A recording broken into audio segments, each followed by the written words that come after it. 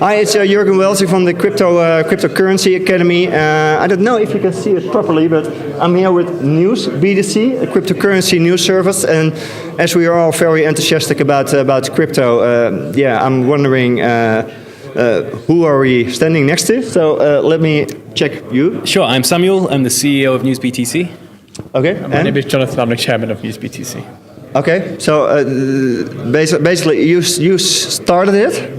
Yeah, a little bit closer, otherwise the community is over there, so otherwise they can see you. We acquired News BTC in the end of 2014. Then I worked with Samuel, who's a CEO now. On another side, we had Forex Minute, and since then he's been helping with biz dev and also with the content side of things. And just in the past month, he came back and is now the CEO and helping build things to the next level.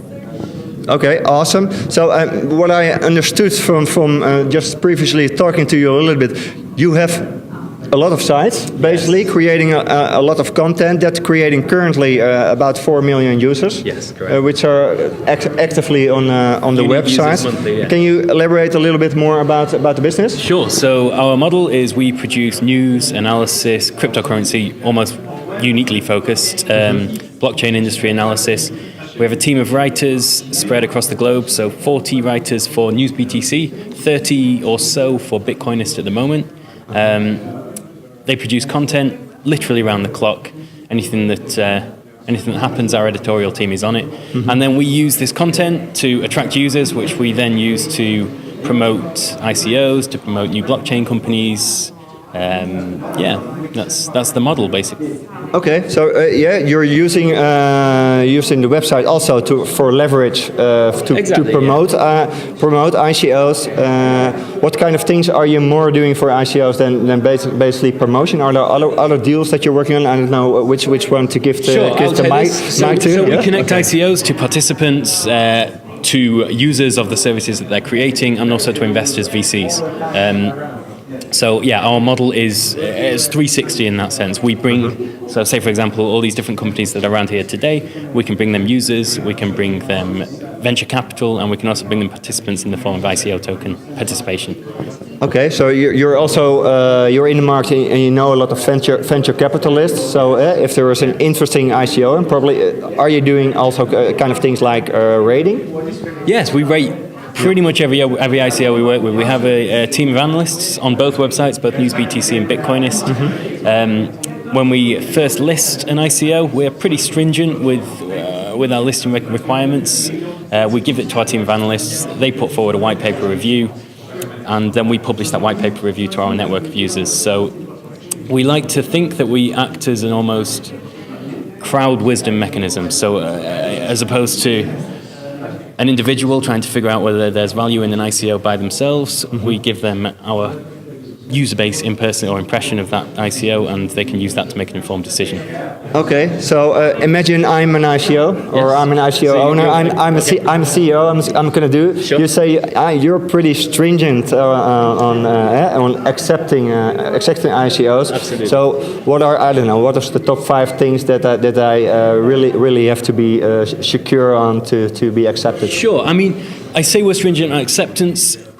We're not stringent on acceptance, but we're strict with our review process. So we will review anybody, but we let people know, we let companies know straight up front that, look, our review is going to be realistic and it's going to be representative of how our analysis team feels you are as an investment perspective. So to answer your question, security team is huge. If there is somebody associated with it that we feel or we know has a good reputation in the space, that's incredibly important. Technology, of course, incredibly important. We love to see a company that already has a product, an MVP in place. Team security, product, technology. One more. I like to see big name backers, advisors, anybody who we feel. Me and Jonathan have been in this industry for quite a long time now, so we get an idea based on the advisory team whether there is value in a project almost straight away. So that'll do. That'll do. Okay. Awesome. You're not going to do an ICO. We are not. No, we have no intentions as yet. You're big in the market and you can promote a lot of things. One thing I'm just thinking of myself. I have a cryptocurrency academy. I have a website. Do you also do things like ghostwriting and whatever, or can I use the content that you have on my website? So, and we have partnerships with many different content creators, many different websites, outlets. Our team is sort of split into two. So we have teams of analysts and teams of editorial content, so news, industry news, that sort of thing. So yeah, from what the impression I get of yours is it's an analysis, more of an analysis, a trading type thing, is it? What I'm doing, basically, I educate people about cryptocurrency. That's Crypto Academy. Besides that, we are working with sustainable models for people. Okay, cryptocurrency is not my core business, but I like to make some. I like to put some money because otherwise I'm going to miss the boat. Of course.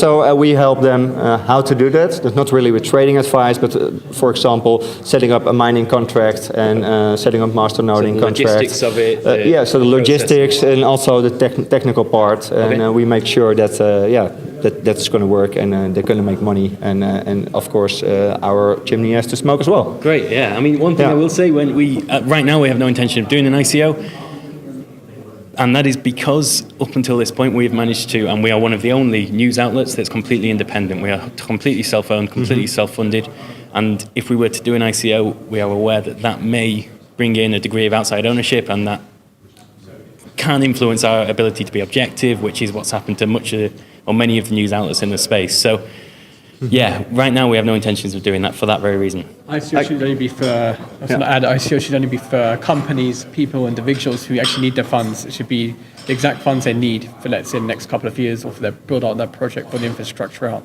We luckily have been able to have a sustainable business model, and also our main goal is not necessarily just for the ICOs, just come a little closer so people can see you. Our main goal is just to build out the crypto space and the blockchain space, and build out technology and partnerships in the industry. Okay. I don't really think you need a separate coin, and there are a lot of ICOs basically who don't need one. Yeah. One of the things when you tokenize, tokenomics is something that's important, and you should really about the token metrics. You really have to think about how you work it out, of course.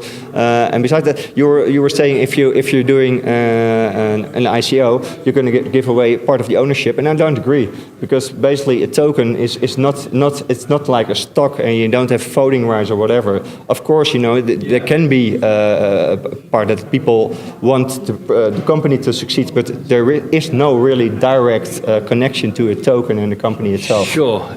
In response, I feel that the assumption is if we have a base of token holders, that in a sense aligns our interests or aligns their interests with ourselves. Okay. So if we are aware that some of these token holders, and some could be large token holders, have other interests in other parties, and we feel that could influence our ability to make or to put out objective material, news, analysis of the companies that we get involved in. So at this stage, and I of course recognise that it's not a stock holding or a shareholding or anything like that, we still feel it's something we will steer away from right now. Okay.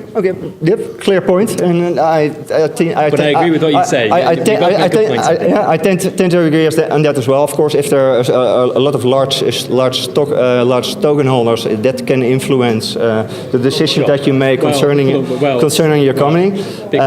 You could of course kind of make a border for that, and the maximum investment of participating is going to be X. And that's going to limit. But I agree with what you're saying. So. Even if not officially, it's something that is in the background. So we prefer right now to remain 100% independent. Yeah. And as Jonathan said, we don't need an outside finance. We have a good business model, sustainable, and it works for us. So okay.